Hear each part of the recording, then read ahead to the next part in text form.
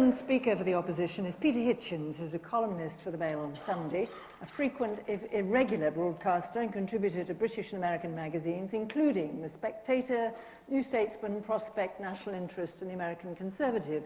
He is the author of The Abolition of Britain, A Brief History of Crime. During 30 years in journalism, he's travelled extensively.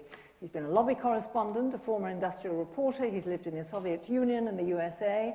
Between 1969 and 1975, he was a member of something called the International Socialist, a Marxist group which, after he left it, declared itself to be the Socialist Workers. From 1978 to 1983, he belonged to the Labour Party.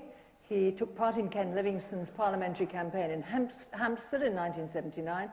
More recently, he tried the Conservative Party, but abandoned it because he could find no sign of life or thought there. Perhaps he should try again. Peter Hitchens.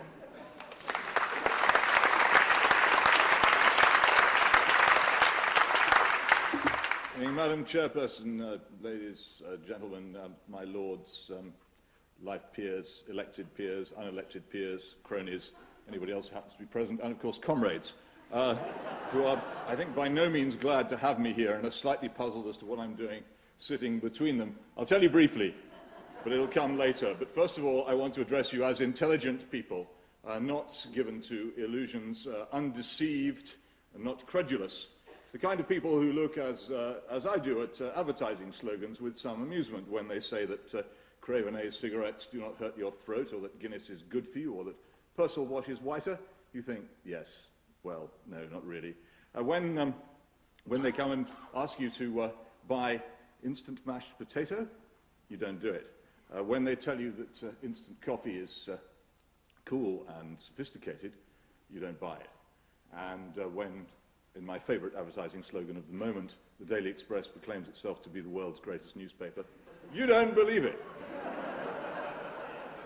So why is it that when it comes to politics, when someone comes before you and says, my prime concern, ladies and gentlemen, is the education of your children, or when they say to you, we have 24 hours to save the NHS and you must do it for me. Or when they say to you, I'm going to be tough on crime and tough on the causes of crime, you believe them. You believe that this is what they're actually going to do. You believe that politicians can heal the sick and educate your children. Of course you don't. At least I very, very sincerely hope not.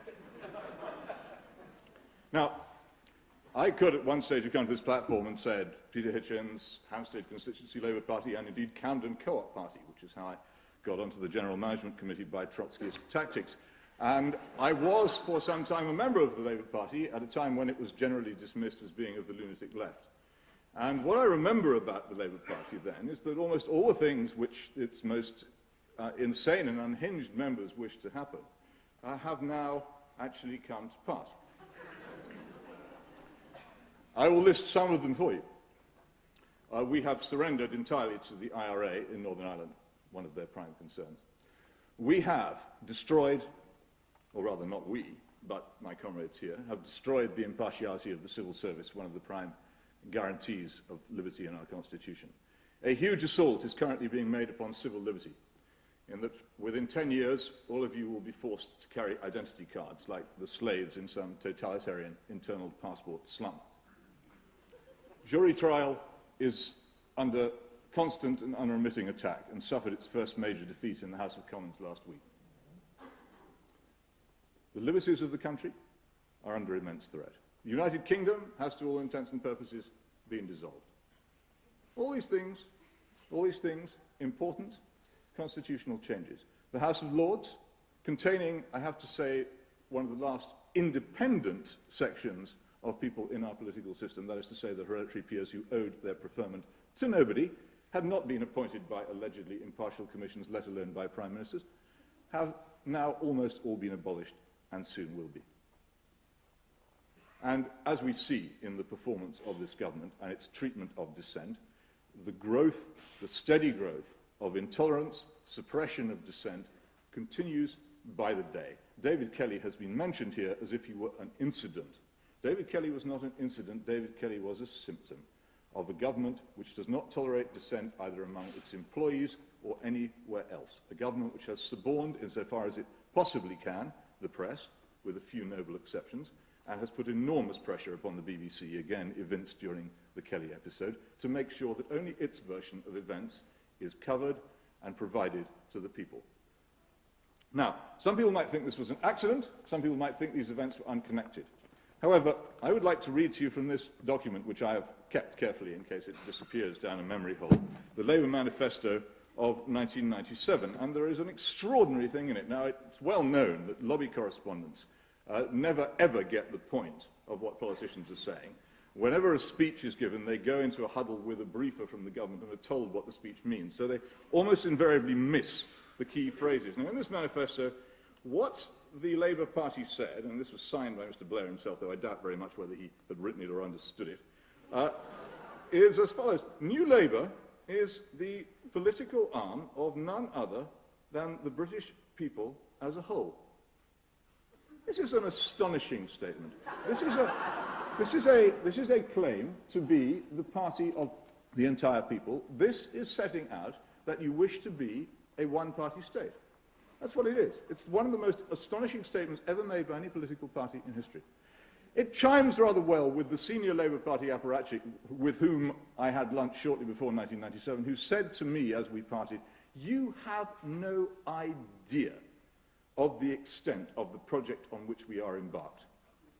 And it also chimes with something which happened during the last election, an astonishing attempt to dictate to the opposition party what it might believe. And I quote again from a speech which wasn't noticed by the parliamentary lobby, but which I was present at, given by Mr. Blair in Wellingborough in the final days of that election. At this election, we asked the British people to speak out and say that public services are Britain's priority, to say clearly and unequivocally that no party should ever again attempt to lead this country by proposing to cut Britain's schools, Britain's hospitals, and Britain's public services. Never again a return to the agenda of the 80s. Now, it's all very well if Mr. Blair happens to think that he can cure the ills of this country by spending large amounts of money which he hasn't got. But it is possible that somebody else might disagree. It is quite beyond belief that the leader of a major party should stand up in an election and say that nobody in future may be allowed to oppose his ideas. That's what he believes. That's what they intend.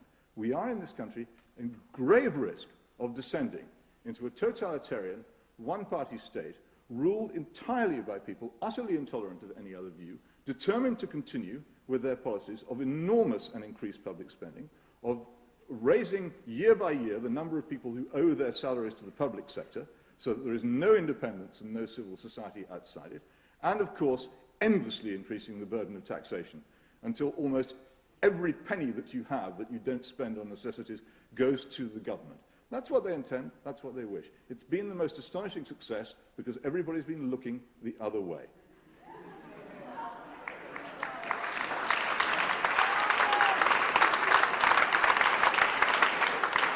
Ladies and gentlemen, you may wish to believe that New Labour has failed because it's failed to solve the problems of hospitals and schools and transport and crime.